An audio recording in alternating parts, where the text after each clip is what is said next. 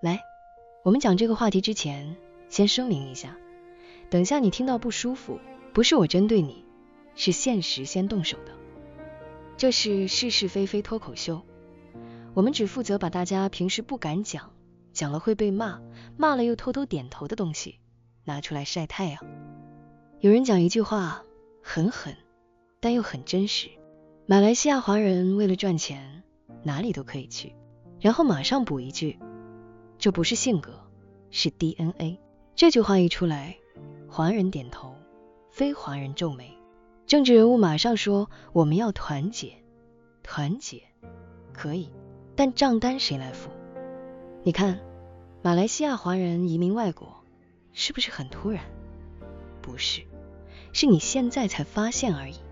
你以为这是近10几年的事，你错了，这是100多年前就开始写好的剧情。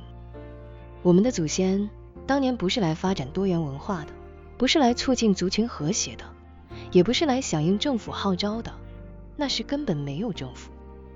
他们来是因为一句话，有钱赚，就这么简单。什么落叶归根，对不起，那是后面有钱了才想的事。最早那批华人站在中国南方的港口，看着破船，心里只有3个念头：第一，留下来会不会饿死；第二，出去会不会饿死；第三，如果要饿死，能不能选一个死的比较有希望的地方。然后有人说一句，南洋有工作。好了，不用讨论了，行李打包，祖宗牌位带着，命交给海。你以为他们不怕，怕到要死，但更怕穷。所以不要再假装华人移民是近代社会病，不是，这是祖传技能。华人 DNA 里有一个系统叫生存模式，一旦侦测到以下情况，就会自动启动。钱难赚，规则怪怪，努力不等于回报。孩子读书看肤色，你再拼也被人讲你已经很幸运了。系统立刻跳出一个选项，要不要换地图？这不是叛国，这是理财。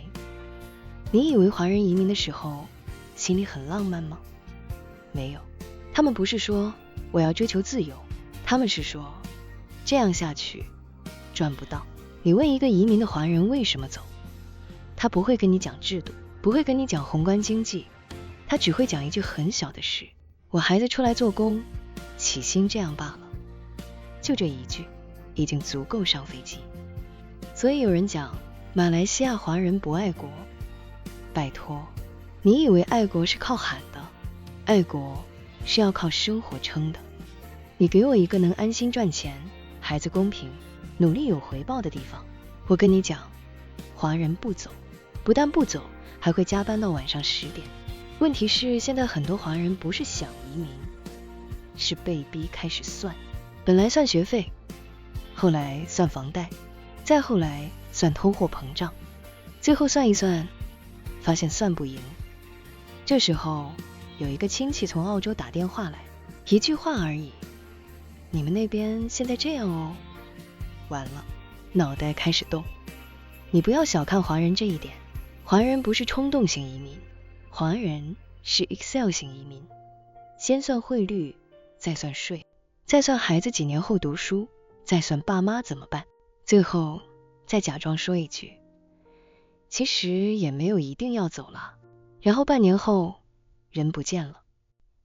你发现没有，马来西亚华人移民有一个特点，走得很近，不像电影那样机场哭到地上，没有，他们是 WhatsApp 留一句，我们先过去看看。看看这2个字杀伤力很大，一看就回不来了。然后你会听到一些人开始讲，为什么华人总是跑？因为你没有站在他的算盘前面，算盘一打，啪啦啪啦，全是现实。你以为华人不想留下？想啊，祖坟在这里，神明在这里，食物在这里，骂政府的习惯也在这里。但问题是，留下来有没有未来？华人最怕的不是穷，是你再努力也没用。一旦系统判定努力不等于回报， DNA 会开始闪红灯。你可以骂他们现实，可以骂他们没情怀，但你不能否认一件事，他们走的逻辑一直都一样。100年前这样，现在也是这样。当年祖先离开中国，不是因为不爱中国，是因为活不下去。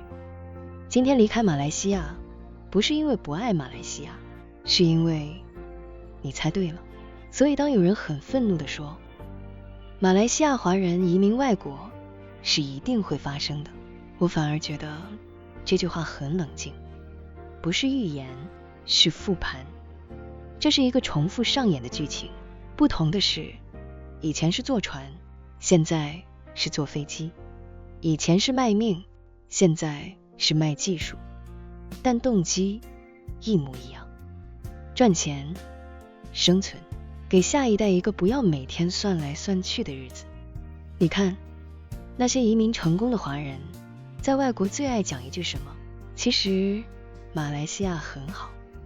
这句话最讽刺，因为如果真的很好，他现在应该在妈妈档，不是在雪地拍照。